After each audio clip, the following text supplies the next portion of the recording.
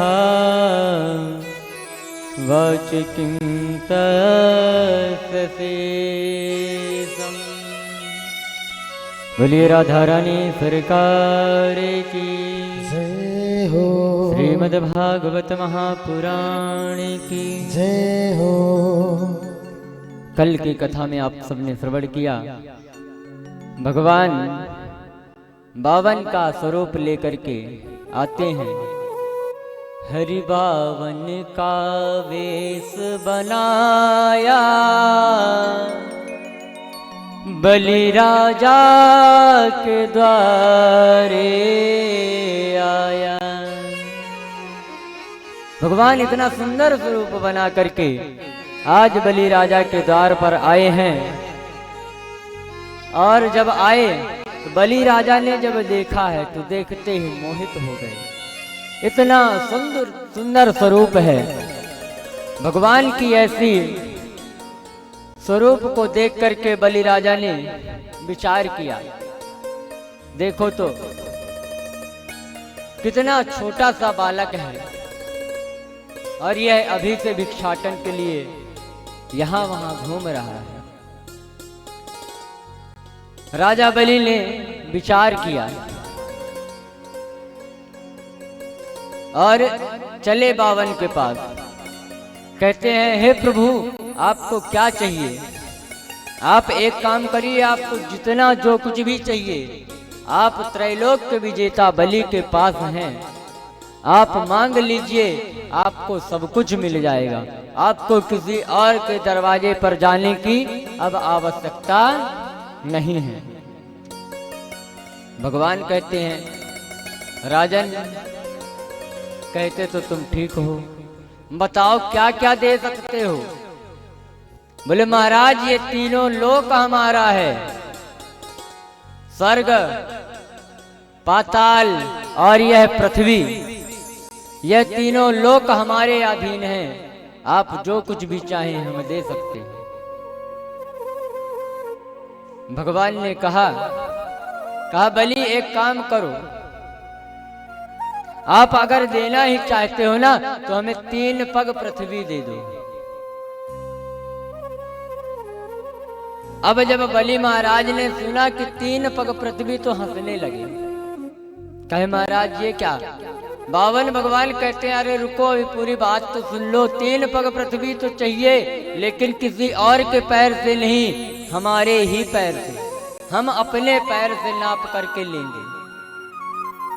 अब तो बलि को और जोर से हंसी आ गई। कहे महाराज कम से कम कोई बड़ा आदमी नापेगा तो कुछ दूर तक चला जाएगा। आप छोटे से तो हैं, 52 अंगुल के, कितनी जमीन आप लेंगे? बोले महाराज आपको देख करके मुझे एक बात मन में आ रही है। बोले क्या? बोले मेरे मन में विचार आ रहा है कि मैं आपका विवाह करवा दूं। भगवान बोलिए तो बड़ी अच्छी बात है, विवाह करवा दोगे? लड़के ढूंढ रखे हो? बोले महाराज कोई ना कोई तो होगी। बोले ठीक। बोले विवाह हो जाएगा फिर क्या होगा? बोले आपके जैसे ही फिर आपके छोटे छोटे बालक होंगे। बोले महाराज तो ये बताइए, हमारे पास खाने तक को कुछ है नहीं, कहां से मिलेगा? बोले हम है ना, हम सारी व्यवस्था कर देंगे। बोले बच्चे जब बड़े होंगे तो? बच्चे जब बड़े होंगे तो विद्यालय जाएंगे, विद्यालय जाने का उनका खर्चा कौन उठाएगा? बलि ने कहा महाराज सारी खर्च हम उठाएंगे, सारी व्यवस्था हम करेंगे। बोले बच्चे बड़े होंगे तो उनका भी विवाह करना पड़ेगा। कहे हाँ, उनके विवाह की भी जिम्मेदारी हमारी है। अब बावन भगवान कहते हैं, अरे बलि मान लो अगर ऐसा कभी हुआ कि हमारे बालकों में से कोई एक बालक मर गया या हमारी पत्नी हमें छोड़ करके चली गई, तो बोले महाराज तो वो तो होनी है, होनी को कौन रोक सकता है? तो बावन भगवान ने कहा कि अच्छा बलि ये बताओ कि जब सुख होगा तो हंसेंगे, पर ये बताओ जब हमारे परिवार में कोई मर जाएगा तो रोना पड़ेगा। बलि ने कहा हाँ महाराज रोना तो पड़ेगा। तो बोले तब रोएगा कौन? तो बलि ने कहा महाराज तब रोना तो आपको ही पड़ेगा, उसके लिए कोई किराए से मिलने वाला नहीं है। भगवान ने कहा बस हमें इस रोने के झंझट में पड़ना ही नहीं है।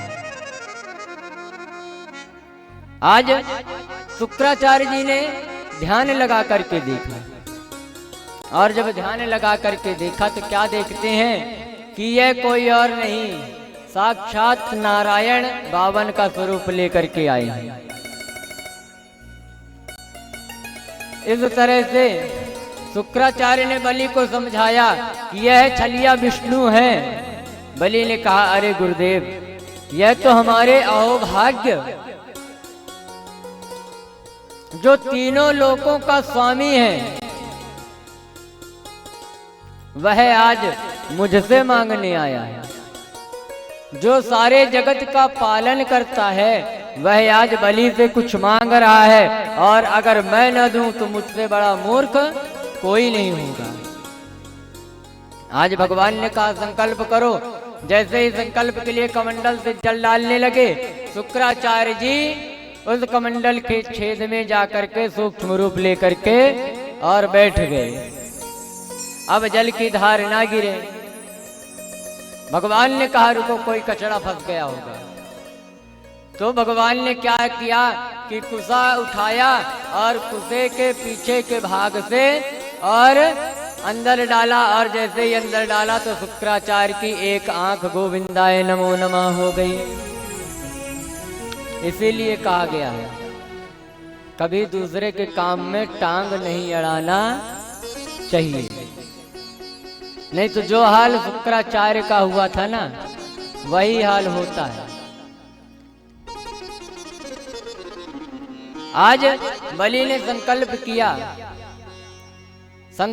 आज भगवान ने अपने विराट स्वरूप का प्राकट्य किया है, और एक पग में स्वर्ग और पाताल नाप लिया, दूसरे पग में भूर्भुवः स्वः महा तपः जनः स्वाध्याय 14 लोकों को, तीनों भुवनों को नाप लिया। अब एक पग और बचा रह गया। भगवान कहते हैं बलि अब ये बताओ कि अब तीसरा पग कहाँ रखें। अब देखिए बलि के ज्ञान की पराकाष्ठा। बलि कहता है भगवान अरे आपने अभी 2 ही पग नापे, तीसरा पग नापना आपका शेष है। एक प्रश्न मैं आपसे पूछना चाहता हूँ। भगवान ने कहा पूछो। बलि ने कहा भगवान ये बताइए कि देने वाला बड़ा होता है या दान बड़ा होता है। भगवान ने कहा देने वाला। तो बोले अभी तो आपने दान लिया है ना, आपने इन लोगों को लिया है, लेकिन अभी देने वाला तो है ना।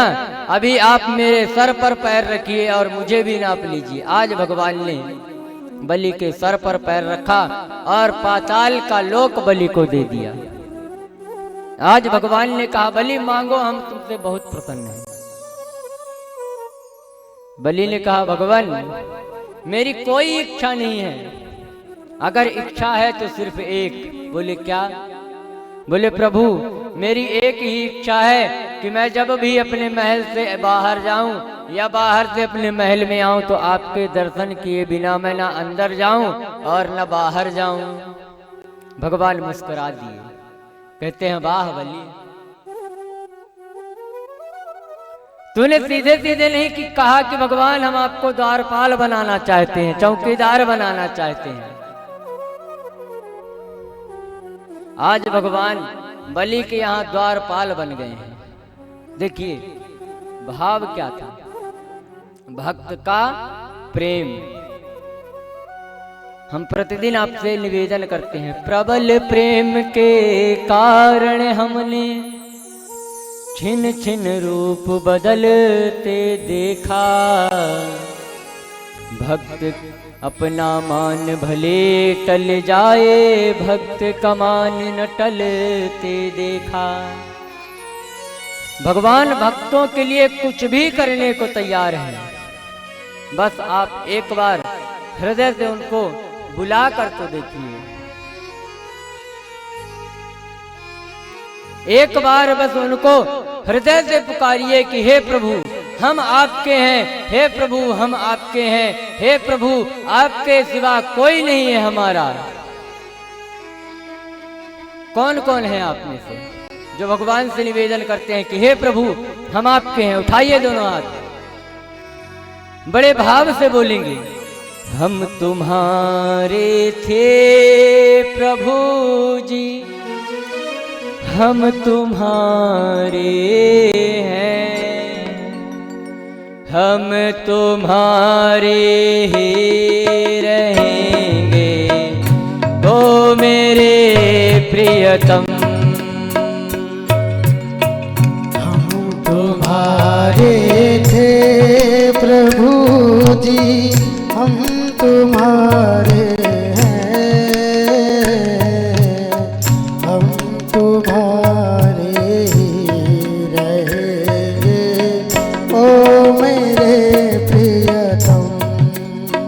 ओ हम तुम्हारे थे प्रभु जी, हम तुम्हारे हैं,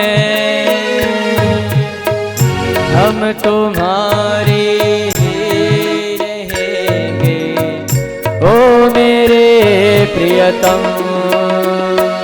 ओ हम तुम्हारे ही रहेंगे ओ मेरे प्रियतम। जय हो।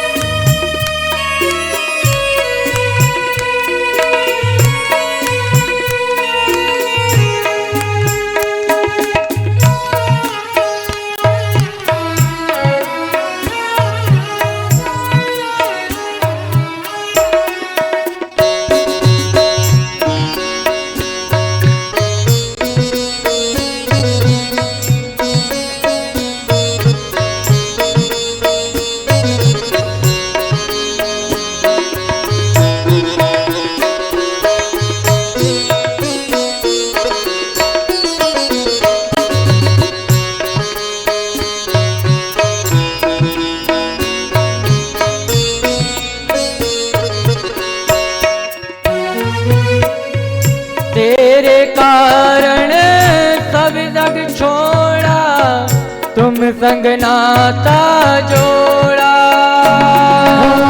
तेरे कारण सब जग छोड़ा, तुम संग नाता जोड़ा। ओ तेरे कारण सब जग छोड़ा, तुम संग नाता जोड़ा। तेरे कारण सब जग छोड़ा, तुम संग नाता जोड़ा।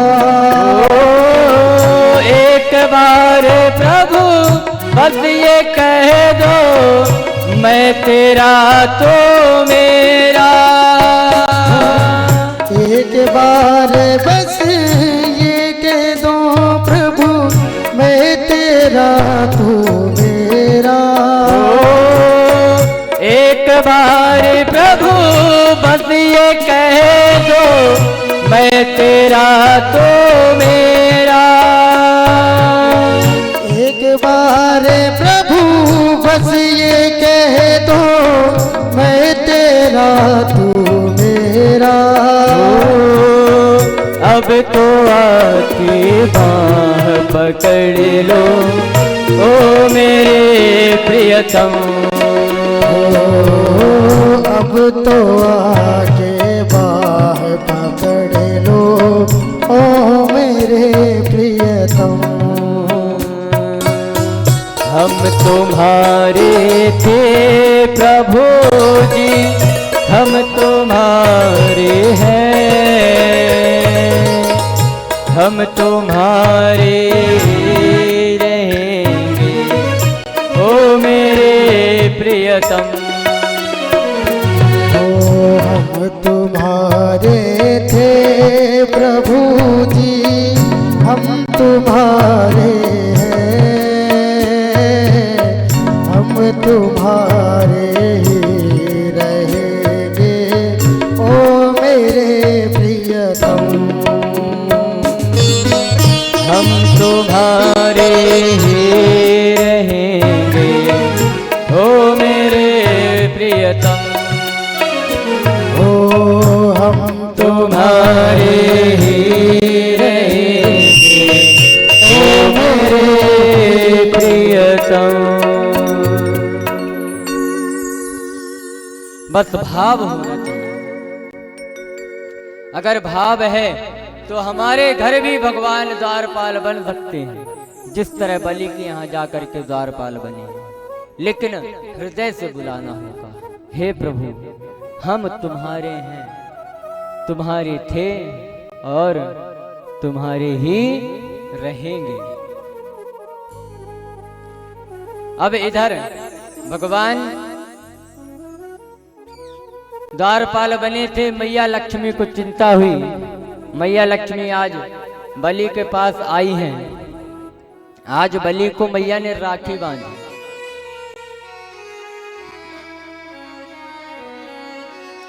मैया कहती हैं मेरे कोई भाई नहीं है, मैं तुम्हें अपना भाई बनाना चाहती हूँ। आज बलि को राखी बांधी और राखी बांध करके बलि ने कहा मांगो बहन तुम्हें क्या चाहिए। मैया ने कहा कि भैया मुझे कुछ नहीं चाहिए, पर एक बात बताऊं, तुम्हारा जो द्वारपाल है ना मुझे बहुत अच्छा लगता है। एक काम करो तुम अपने द्वारपाल को ही दे दो। बलि समझ गए कि ये कौन है। कहा देवी आप तो साक्षात लक्ष्मी हैं, आप ऐसे भी आकर के मांगते तो क्या मैं मना करता। देखिए जो रक्षाबंधन का त्योहार है ना, यह तभी से प्रचलन में आया है। मैया लक्ष्मी ने राजा बलि को राखी बांधी थी।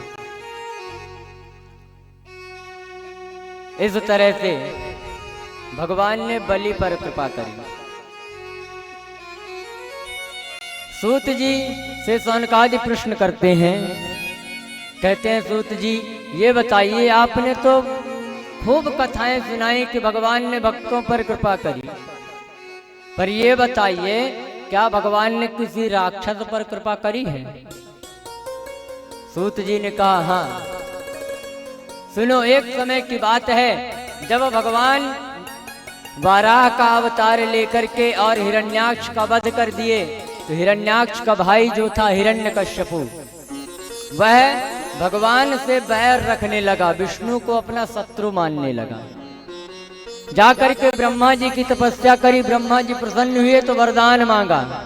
ब्रह्मा जी ने कहा मांगो, तो हिरण्यकश्यपु ने कहा प्रभु मुझे अमर कर दो।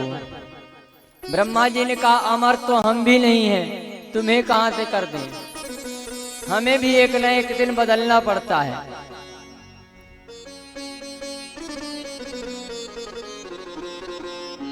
कहा कोई और वरदान आप मांग लो। आज हिरण्यकश्यपु ने वरदान मांगा, न दिन में मरूं न रात में मरूं, न घर के भीतर मरूं न बाहर मरूं, 12 महीनों में नहीं मरूं, और न नर से मरूं न देवता से मरूं न जानवर से मरूं। आज हिरण्यकश्यपु अपने आप को अमर समझने लगा, क्योंकि वरदान ही ऐसा है। अब अपने आप की ही पूजा करवाने लगा। जब हिरण्यकश्यपु भगवान की तपस्या करने गया था, उस समय उनकी पत्नी कयाधु गर्भवती थी। इंद्र को लगा कि यह राक्षस का पुत्र है, राक्षस ही होगा। कयाधु का हरण करके ले जा रहे थे, नारद जी मिले, रोक लिया। आज कयाधु को अपने आश्रम में रख लिया। प्रहलाद जी गर्भ से ही भक्त बन गए। नारद जी प्रतिदिन भजन किया करते थे, कीर्तन किया करते थे। आज वही भजन कीर्तन प्रहलाद जी गर्भ में करते हैं। प्रहलाद जी का जन्म हुआ तो भी वह वही भक्ति करना नहीं भूले। प्रहलाद जी को विद्यालय भेजा गया, गुरुकुल भेजा गया। आज गुरुकुल में जाते हैं और गुरुकुल से जब लौट करके आए कुछ दिनों की छुट्टी थी, लौट करके आए तो पिताजी ने पूछा हिरण्यकश्यपु ने, प्रहलादानुच्यतां तात स्वधीतं किंचिदुत्तमं काले नैतावतायुष्मन् यद शिक्षो गुरोर्भवान्। हिरण्यकश्यपु कहते हैं, पुत्र तुमने विद्यालय में क्या क्या सीखा है, हमें भी बताओ। क्या अच्छी चीजें सीखी हैं, क्या बुरी चीजें सीखी हैं। आज प्रहलाद जी बताते हैं अपने पिता को। देखिए प्रहलाद जी नवधा भक्ति बतला रहे हैं, जो भक्ति मैया सबरी को भगवान ने बतलाया था। श्रवणम कीर्तनम विष्णु स्मरणम पाद सेवनम अर्चनम वंदनम दास्यम सख्यमात्मनिवेदनम।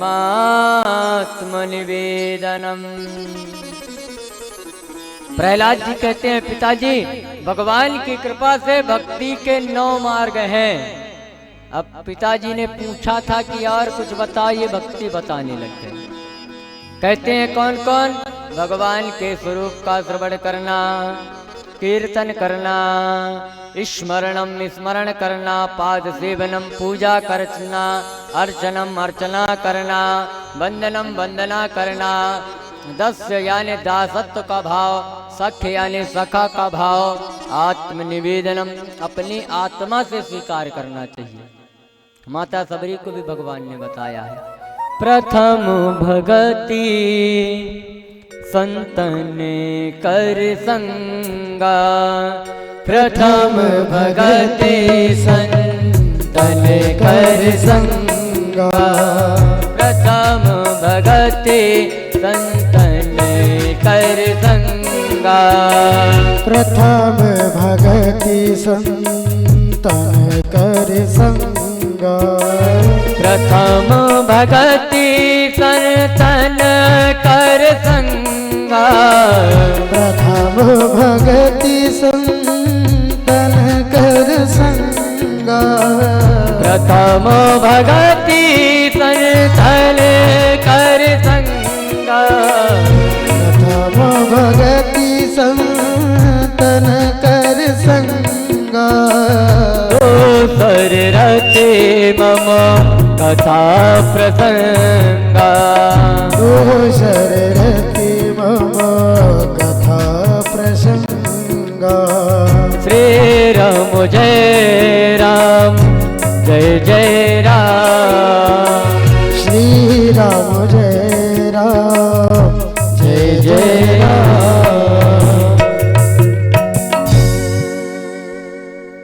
कहते हैं भक्ति करो, भजन करो, स्मरण करो, श्रवणम कीर्तनम विष्णु स्मरणम पाद सेवनम अर्चनम वंदनम दास्यम सख्य भाव निवेदनम। इन 9 मार्गों में से कोई एक मार्ग भी अगर चुन लिया तो हमारा जीवन सार्थक है। आज जब प्रहलाद जी ने इस तरह से बताया तो हिरण्यकश्यपु को क्रोध आ गया। गुरुपुत्र शुक्राचार्य के 2 शिष्य थे, संडा और मर्क, दोनों को बुलाया और बुला करके कहते हैं, यही सिखाते हो क्या? उन्होंने हाथ जोड़ लिया, नहीं नहीं भगवान, हम ये नहीं सिखाते हैं, पता नहीं है कहां से सीख जाता है। आज दोबारा प्रहलाद को गुरुकुल में भेजा है। आज प्रहलाद जी जब गुरुजी पढ़ाते तो प्रहलाद जी का मन नहीं लगता, और जैसे ही गुरुजी पढ़ा करके चले जाते तो प्रहलाद जी भक्ति में लीन हो जाते हैं। तो पहले तो प्रहलाद जी अकेले भक्ति किया करते थे, भगवान का नाम लिया करते थे, लेकिन धीरे धीरे जो गुरुकुल के और भी विद्यार्थी थे सब धीरे धीरे जुड़ने लगे। आज प्रहलाद जी ने अपने झांझ को उठाया है और झांझ को उठा करके और सुंदर झांझ की बजाते हुए, झांझ बजाते हुए और भगवान का कीर्तन करते हैं। ओम नमो भगवते वासुदेवाय। ओम नमो भगवते वासुदेवाय। ओम नमो भगवते वासुदेवाय। ओम नमो भगवते वासुदेवाय। वासुदेवाय मेरो नंद नंदनाय। वासुदेवाय मेरो नंद नंदनाय। वासुदेवाय मेरो नंद नंदनाय। वासुदेवाय मेरो नंद नंदनाय। ओम नमो भगवते वासुदेवाय। ओम नमो भगवते वासुदेवाय। ओम नमो भगवते वासुदेवाय। ओम नमो भगवते वासुदेवाय। इधर प्रहलाद जी झांझ बजा रहे थे। प्रहलाद जी जब झांझ बजा रहे थे तो मित्रों ने देखा, तो प्रहलाद जी को रोकने के लिए आए। गुरु जी ने सबको आदेश दिया हुआ था कि देखना प्रहलाद भगवान का नाम ना लेने पाए। आज मित्र आए हैं, सखा आए हैं आकर के और प्रहलाद को रोकने के लिए गए हैं कि प्रहलाद ये भक्ति बंद करो। लेकिन जैसे ही प्रहलाद का स्पर्श हुआ सारे के सारे मस्ती में झूम उठे। ओम नमो भगवते वासुदेवाय। ओम नमो भगवते वासुदेवाय। ओम नमो भगवते वासुदेवाय। ओम नमो भगवते वासुदेवाय। वासुदेवाय मेरो गिरवर धराय। वासुदेवाय मेरे गिरधर धराय। वासुदेवाय मेरो गिरवर धराय। वासुदेवाय गिरधर धराय। ओम नमो भगवते वासुदेवाय। ओम नमो भगवते वासुदेवाय। ओम नमो भगवते वासुदेवाय। नमो भगवते वासुदेवाय।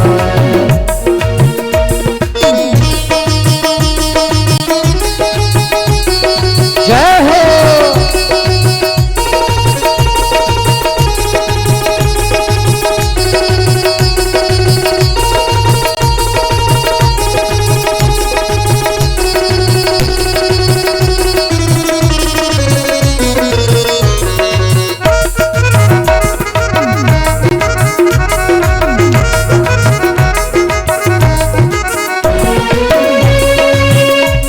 अब इधर सारे मित्र जब मस्ती में कीर्तन कर रहे होते हैं,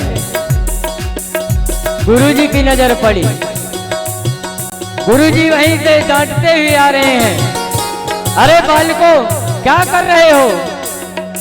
जोर जोर से चिल्ला रहे हैं लेकिन कोई नहीं सुन रहा है।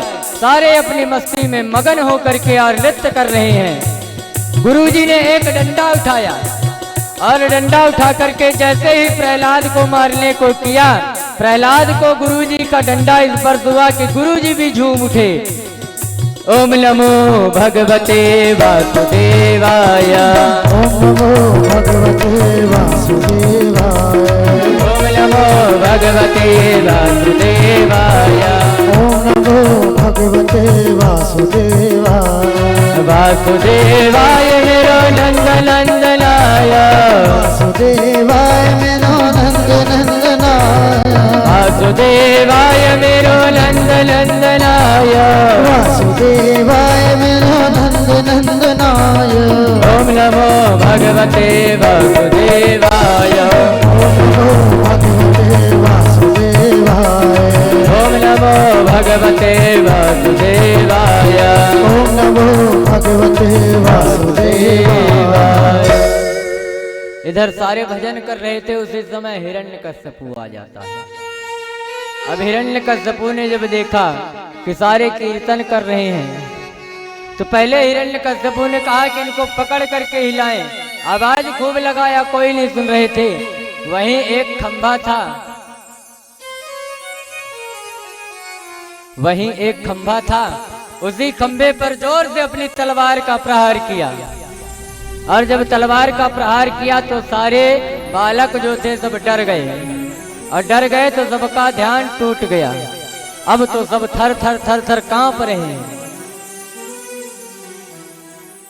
हिरण्यकश्यपु ने प्रहलाद के ऊपर इतना क्रोध किया, हाथी के पैर के नीचे कुचलवाया, पहाड़ से फिकवा दिया, अग्नि में जलवाने का प्रयास किया, लेकिन जाको राखे साइया मार सके ना कोई, अरे बाल न बांका कर सके जो जग बैरी हो।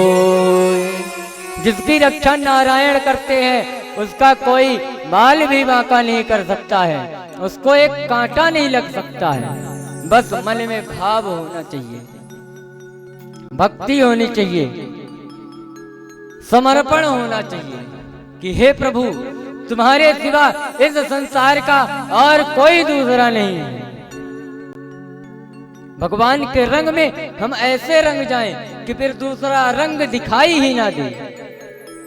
फिर देखिए जलती हुई अग्नि भी आपको कमल के समान लगेगी। आज हिरण्यकश्यपु ने कई प्रयास किए, लेकिन सारे के सारे प्रयास विफल रहे।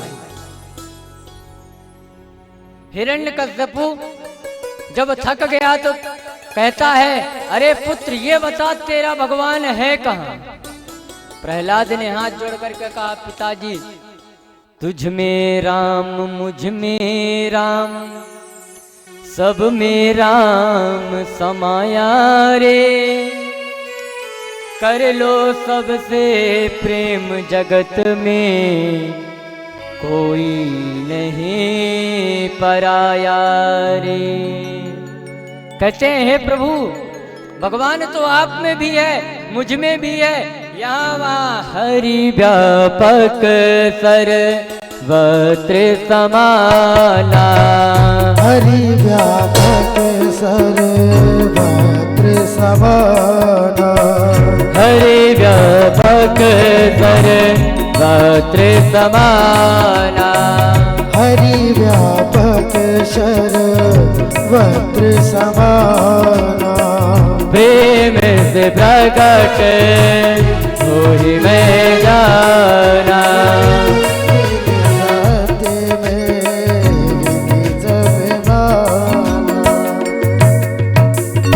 प्रहलाद जी कहते हैं, पिताजी भगवान तो हर जगह व्याप्त हैं। कहते हैं बता कहाँ है? इस खंभे में है। सामने एक खंभा था, बोले हाँ इस खंभे में भी है। हिरण्यकश्यपु ने अपनी तलवार उठाई और तलवार का जैसे ही खंभे पर प्रहार किया, उस खंभे को फाड़ करके भगवान नरसिंह प्रकट हो गए। बोलिए नरसिंह भगवान की हो। आज भगवान जैसे ही प्रकट हुए, हिरण्यकश्यपु से युद्ध करने लगे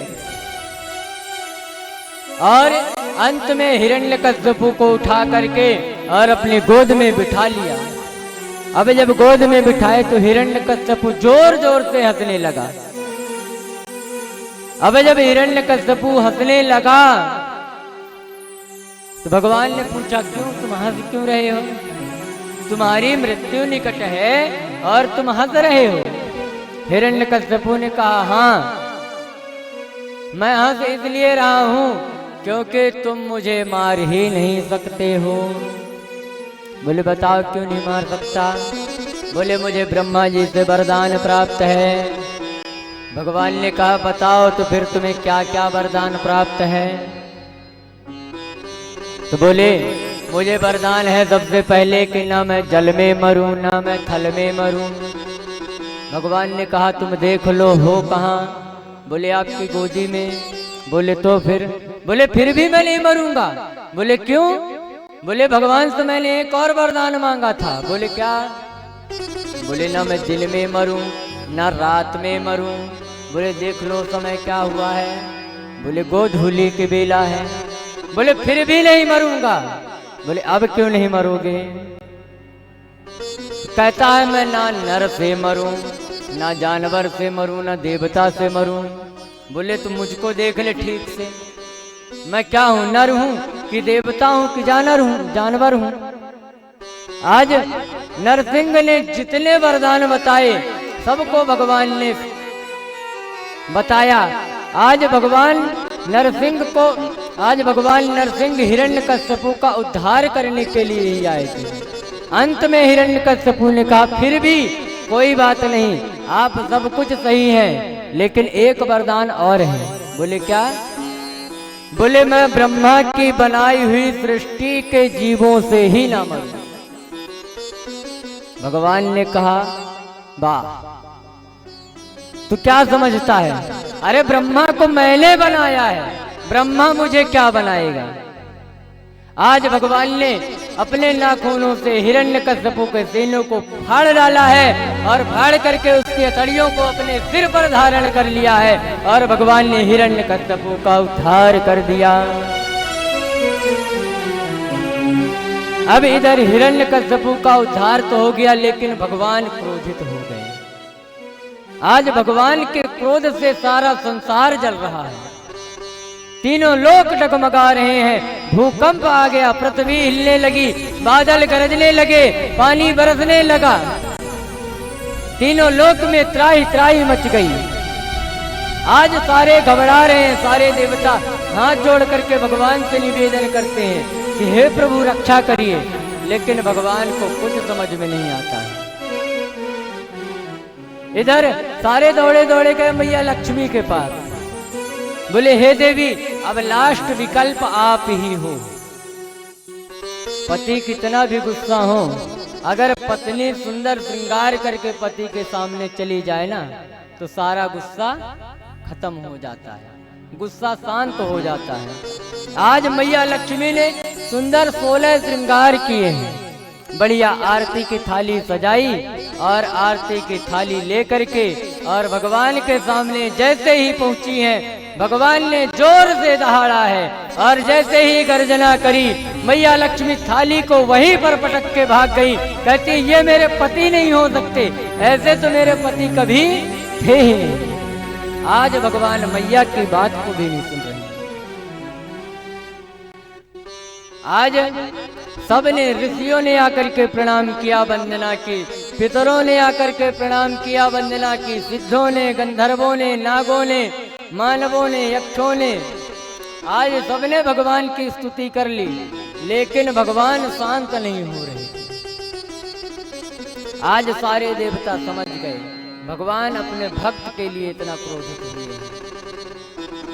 एक बार क्या हुआ, जब हिरण्यकश्यपु अपनी बहन होलिका को बुला करके लाया था और प्रहलाद को जलाने के लिए, उस समय प्रहलाद का तो कुछ नहीं हुआ, लेकिन वैकुंठ में भगवान नारायण बैठे हुए थे ध्यान मुद्रा में। मैया लक्ष्मी गई और जाकर के प्रभु का स्पर्श किया और जैसे ही स्पर्श किया कि मैया लक्ष्मी का हाथ जल गया, तुरंत उनके शरीर से हाथ छूट गया। भगवती ने निवेदन किया कि प्रभु क्या हुआ है, आपका शरीर इतना गर्म क्यों है? मैंने हाथ रखा, मेरा हाथ जल गया। भगवान कहते हैं देवी ये मेरा शरीर नहीं जल रहा है, ये जो मेरे भक्त प्रहलाद को जलाया जा रहा है ना, उस अग्नि की लपट मुझ तक आ रही है, क्योंकि उसने तो अपना सब कुछ मेरे पर सौंप दिया है। जीवन को मैंने सौंप दिया गोविंद तुम्हारे चरणों में, है जीत तुम्हारे हाथों में और हार तुम्हारे हाथों में। आज भगवान भक्त के लिए अपने शरीर को जला देते हैं, लेकिन भक्त पर एक आंच नहीं आता है। आज सारे देवताओं ने प्रहलाद जी से निवेदन किया। आज प्रहलाद जी हाथ जोड़ करके भगवान के सामने खड़े हुए।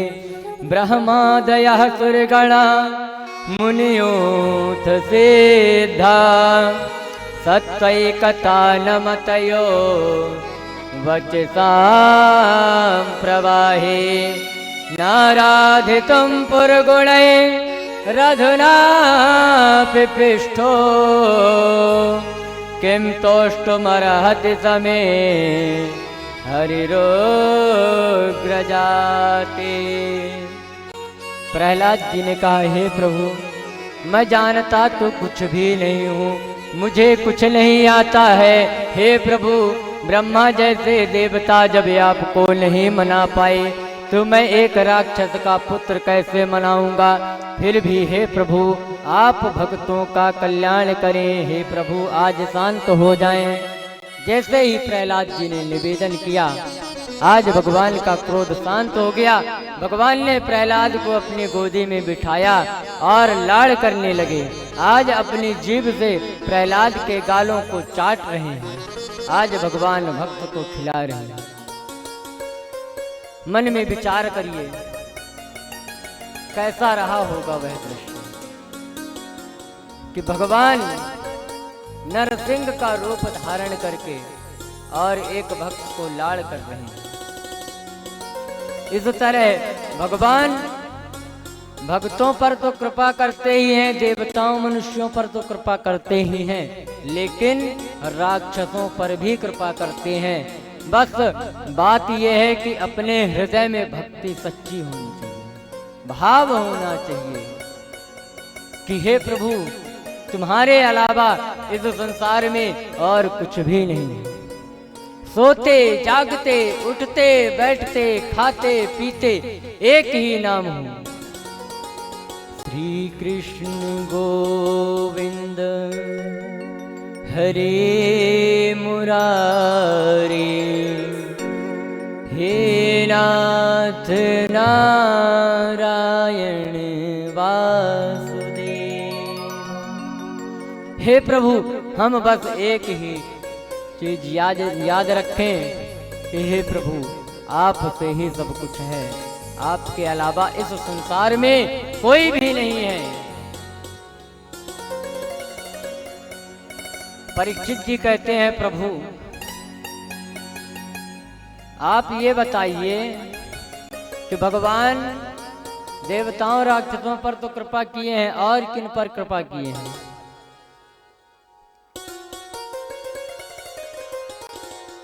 तो भगवान कहते हैं, सुखदेव जी कहते हैं, राजन, भगवान ने मनुष्यों देवताओं राक्षसों पर ही कृपा नहीं करी है, जानवरों पर भी कृपा करी है। एक बार गजेंद्र नाम का एक राजा था, हाथी गजराज। आसेद गिरवरो राजन त्रिकोटित विश्रुता, क्षीरोदेनावृता श्रीमान् योजनायतमोच्छ्रितः।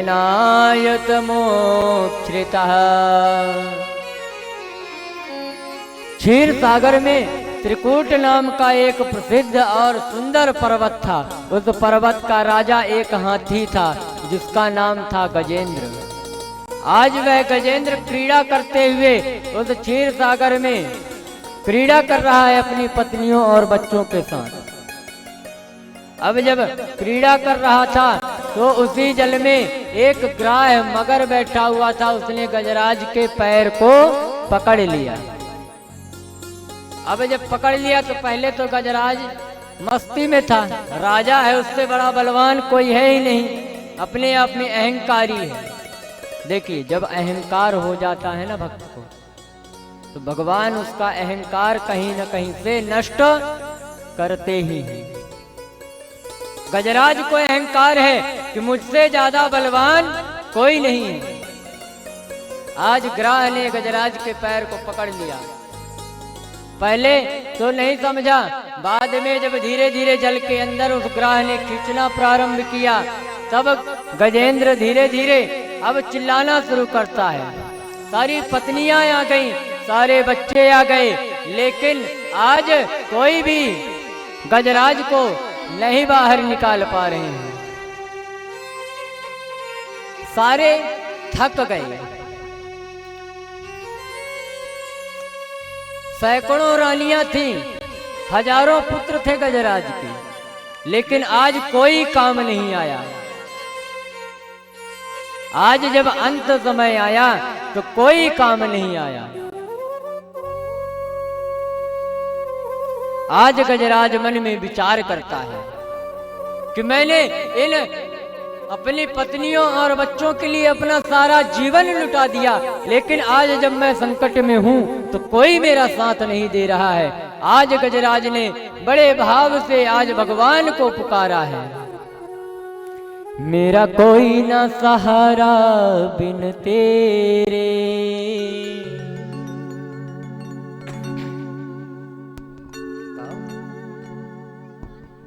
मेरा कोई ना सहारा बिन तेरे, गोपाल सवरिया मेरे।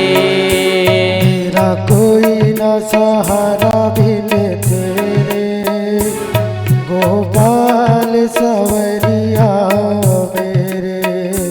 मेरा कोई ना सहारा बिन तेरे, गोपाल सवरिया मेरे। मेरा कोई न सहारा बिन तेरे, गोपाल सवरिया मेरे।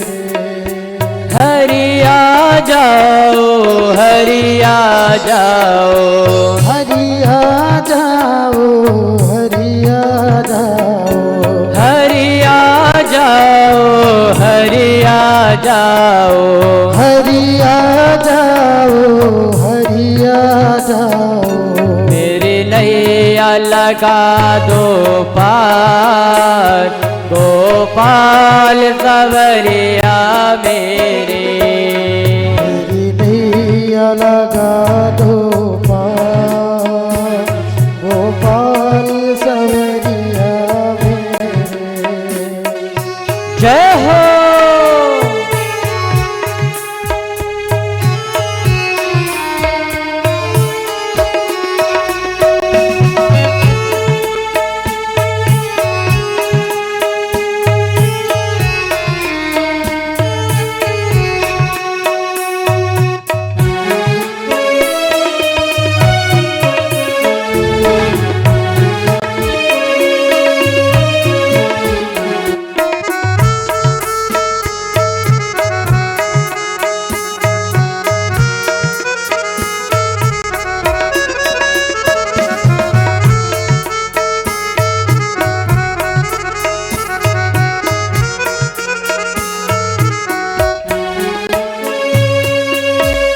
इस तरह से गजराज ने आज भगवान से निवेदन किया। अब जब गजराज निवेदन कर रहा था, भगवान ने सुना। गरुड़ को आदेश देते हैं। आज गरुड़ को भी अहंकार हो गया। अब गरुड़ को जब अहंकार हुआ, गरुड़ को अभिमान क्या आया कि भगवान मेरे अलावा कहीं जा ही नहीं सकते, मुझे छोड़ करके कहीं नहीं जा सकते। यानी जब मैं भगवान को ले जाऊंगा तभी भगवान जाएंगे। आज भगवान ने अपनी कनिष्ठिका उंगली को रखी है गरुड़ के पेट पर। गरुड़ ने कहा चलो। गरुड़ ने कहा प्रभु क्या कर रहे हैं, क्यों मजाक कर रहे हैं, बैठिए तब ना चलूं। भगवान ने कहा गरुड़ तुम चलो तो। आज गरुड़ ने लाख प्रयत्न कर लिए, पूरा पसीने पसीने हो गया, लेकिन गरुड़ हिल भी नहीं पा रहा था। आज भगवान गरुड़ को वहीं छोड़ करके और दौड़ते हुए गए हैं, और दौड़ते हुए गए तो हैं, लेकिन अपने हाथों से आज भगवान ने चक्र सुदर्शन को छोड़ा और उस चक्र ने जाकर के उस ग्राह का उद्धार कर दिया। बोलिए ग्राह मोचन भगवान की जय हो।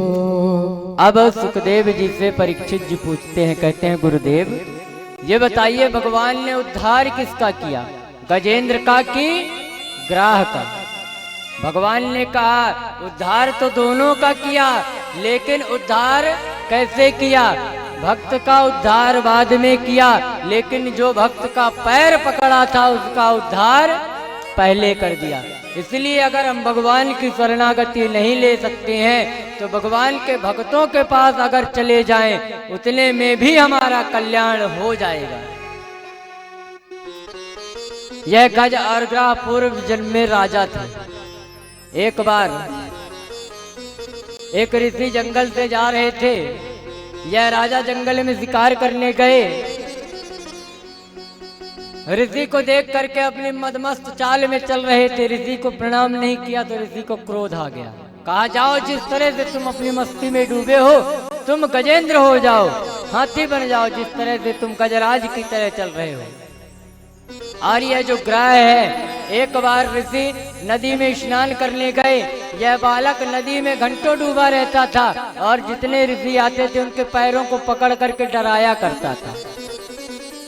आज ऋषि ने उसे भी श्राप दे दिया कि जिस तरह से तू मुझे डरा रहा था, जा तू आज के बाद ग्राह ही हो जा। आज भगवान ने इन दोनों का उद्धार किया है।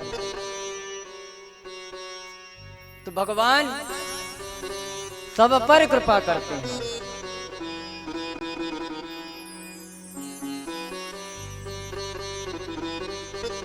भगवान कृपा करने अपने से नहीं आते हैं, भगवान को भाव से बुलाना पड़ता है। हम अपने मन में विचार करें कि क्या हम वास्तव में भगवान को भजते हैं, दिखावे के लिए नहीं, वास्तविकता में। जितना हो जाए, जरूरी नहीं है कि हम घंटों बैठ करके माला जपें तभी कहलाएगा कि हमने जप किया। एक बार बस भाव से भगवान का नाम ले लें कि हे गोविंद, तुम अपने चरणों में हमें स्थान दे दो। हे प्रभु, हम पर भी कृपा कर दो। सुखदेव जी आगे की कथा में कहते हैं, राजन, अब आपको आगे सूर्यवंश का वर्णन सुनाता हूं। एक छाकुनग सरियाते दृष्ट रोसकान नरिष्यंतम प्रसगम चा नभगम चा कविम विभो। महाराज विवस्वान मनु के हुए एक छाको नगो सरियाती धृष्ट करुष नरिष्यंत प्रशत नभग और कवि, इन्हीं से सूर्य वंश का विस्तार हुआ, मनुवंश का विस्तार हुआ।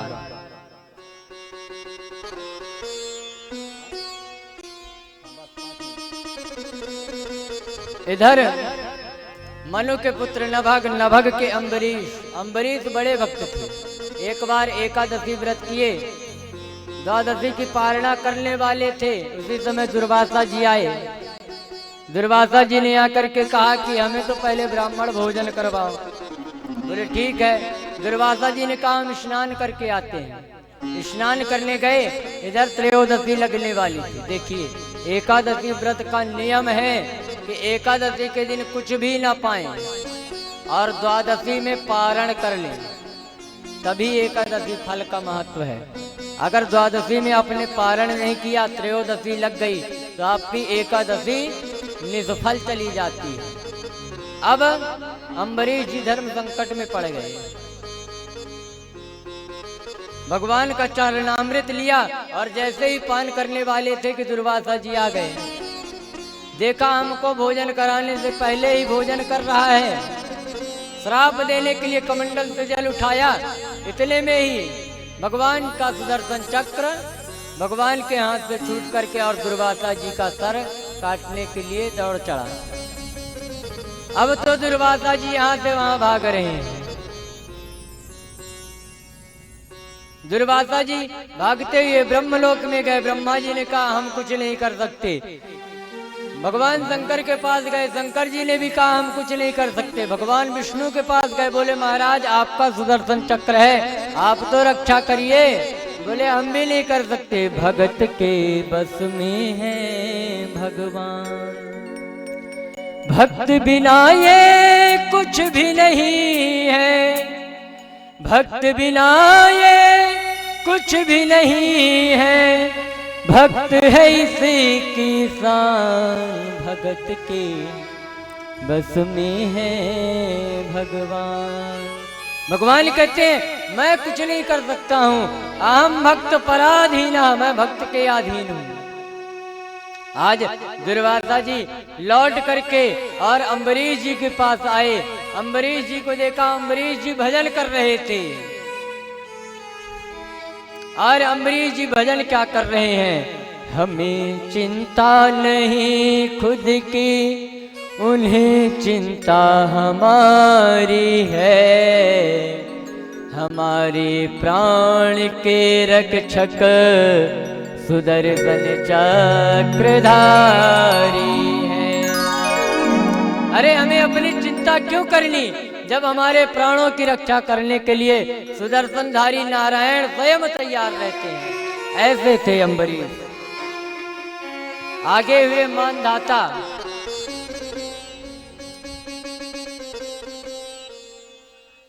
मानधाता के हुए सगर। सगर के 60,000 पुत्र थे, जिन्हें कपिल भगवान ने श्राप दिया, जल करके भस्म हो गए। इनके उद्धार के लिए कई राजाओं ने प्रयास किया। सुमति, कौसनी आदि राजाओं ने बहुत प्रयास किया। अब भगीरथ जी ने भगवान की प्रार्थना की और मैया गंगा प्रकट हुई। आज मैया गंगा का प्राकट्य किया है और लेकर के गए हैं और गंगा सागर में सागर के पुत्रों का उद्धार किया है। बोलिए गंगा मैया की जय हो। आगे हुए दिलीप, अंशुमान, रघु, अज, महाराज दशरथ। एक दिन दशरथ जी मन में विचार करते हैं, एक बार भूपति मन माही, भई गलानी मोरे सुतनाही। महाराज दशरथ चौथी अवस्था में, वृद्धावस्था में पहुंच गए। 3 रानियां हैं, लेकिन कोई पुत्र नहीं है। आज राजा दशरथ अपने गुरुदेव के पास गए। जब गुरुदेव के पास गए, आज गुरुदेव ने उपाय बतलाया। श्रृंगेर से है वशिष्ठ बुलावा, पुत्र होन शुभ यज्ञ करावा। आज पुत्रेष्टि यज्ञ किया गया। उस यज्ञ से अगली भगवान प्रकट हुए, यज्ञ नारायण प्रकट हुए और एक चरु का प्याला दिया। कहा 3 रानियों को आपस में बांट देना। अब 3 भाग बनाया। एक भाग एक बाज लेकर के उड़ गया। 2 भाग बचा तो दोनों रानियों ने, कैकेयी और कौशल्या दोनों ने अपना आधा आधा भाग सुमित्रा को दे दिया। आज भगवान आ रहे हैं। आइए हम भी भगवान के आने का स्वागत कर लें। सिया राम जय राम, जय जय राम। सिया राम जय जय सिया राम। सिया राम जय राम, जय जय राम। सिया राम जय जय सिया राम। सिया राम जय राम, जय जय राम। सिया राम जय जय सिया राम। सिया राम जय राम, जय जय राम। सिया राम जय जय सिया राम। इस तरह से आज भगवान के आने का समय हो गया। नवमी तिथि मधु मास पुनीता, शुक्ल पक्ष अभिजित हरि प्रीता। नवमी तिथि मधुमास यानी चैत्र मास, पुनीता शुक्ल पक्ष अभिजित हरि प्रीता। आज भगवान का प्राकट्य हुआ है। भगवान चतुर्भुज स्वरूप लेकर के आए हैं। और जब चतुर्भुज स्वरूप को मैया कौशल्या ने देखा तो मैया कहती है, माता पुण्य बोली सोमते डोली, तजहु तात यह रूपा, की जैसे सुलीला अति प्रिय शीला, यह सुख परम अनुपा। आज भगवान ने मैया के वचनों को सुना। सुन बचन सुजाना, रोदन ठाना, हुए बालक सुरभूपा। आज भगवान ने जैसे ही सुना सुंदर बालक का स्वरूप लेकर के और रोने लगे। आज राजा दशरथ के अंगना में बधाइयां बज रही हैं। आज राजा दशरथ के खुशी का कोई सीमा ही नहीं है। आज महाराज दशरथ अपार खुश हो रहे हैं और महल में अपने खूब धन धान्य लुटा रहे हैं। धीरे धीरे अब भगवान का नामकरण संस्कार करने के लिए गुरुदेव आए। तो जब नामकरण संस्कार कर रहे थे तो भगवान गुरुदेव ने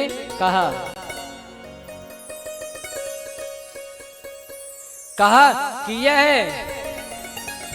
आनंद के सागर हैं, जो आनंद सिंधु सुख राशि, करते त्रैलोक सुपासे।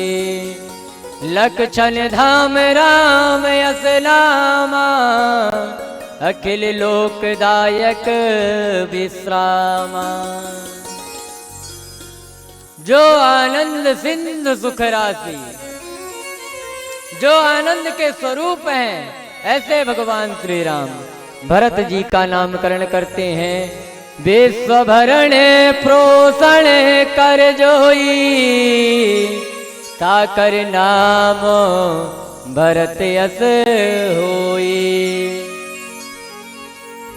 जाके सुमिरन तेरे पुनासा, नाम शत्रुघ्न वेद प्रकाशा। लक्षण धाम राम सुखा, सकल जगत आधार। और गुरु वशिष्ठ तेहि राखा, लक्ष्मण नाम उदार।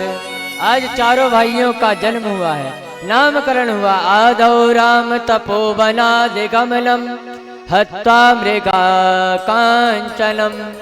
वैदेही हरणम जटायु मरणम, सुग्रीव संभाषणम।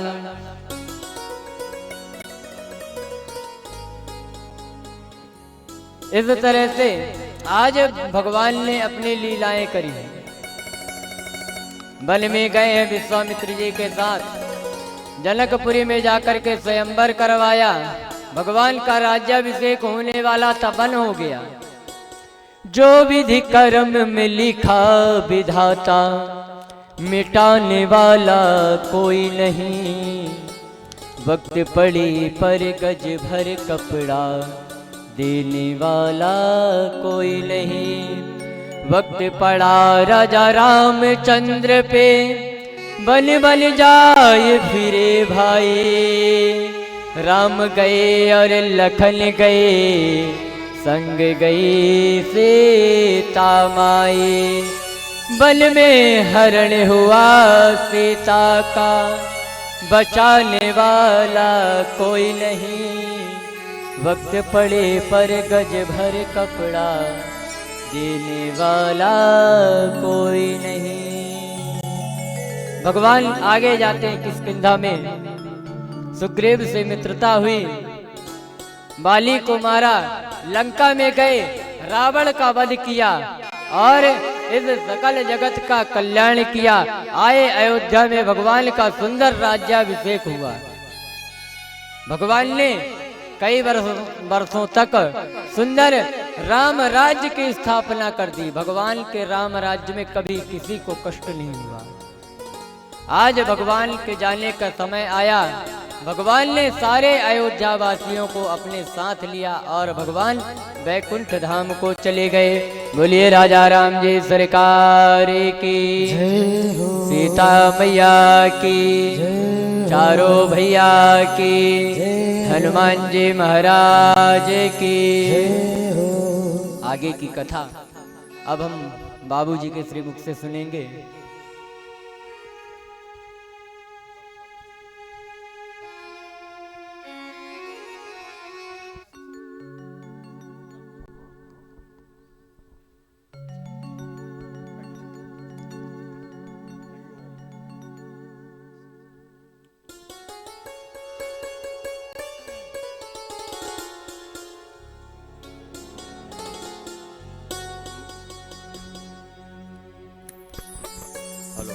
साउंड बढ़ा देना बेटा, मेरा गला खराब है, थोड़ा तेज कर। हरि ओम नारायणाय नमो नमः, गोविंदाय नमो नमः। जय जय श्री राधा रमण, जय जय नवल किशोर, जय जय गोपी चित्त चोर प्रभु, जय